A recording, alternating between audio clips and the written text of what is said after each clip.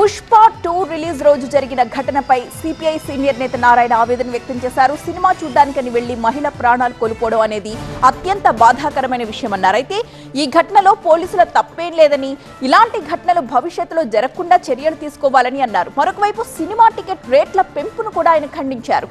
సందేశాత్మక చిత్రాలకు మాత్రమే ప్రభుత్వాలు రాయితీలు ఇవ్వాలని డిమాండ్ చేశారు సిపిఐ నేత నారాయణ.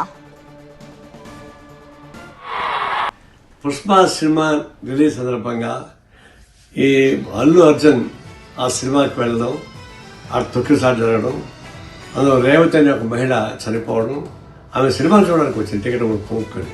అల్లు అర్జున్ చూడడానికి రాలేదు. కొడుకు 9 ఏళ్ళ పిల్లవాడు, అతని చావుతుగా ఉన్నాడు. ఆ మరణం పట్ల సిపిఐ తరఫున ప్రగాఢ సంతాపం తెలియజేస్తూ ఉన్నాను. ఆవిడ కుమారుడితో కోలుకోవాలని కోరుతా ఉన్నాను. ఒక బూత్తో కూడుకున్నటువంటి స్మగ్లింగ్ పెట్టి ఈ రెండు సమాజానికి చీడపురుగులాడేది. దాన్ని ఎక్స్పోజ్ చేసేందుకు గవర్నమెంట్ సిగ్గు లేకుండా వాళ్ళకి ప్రోత్సహించింది టికెట్లు పెంచుకోవడానికి.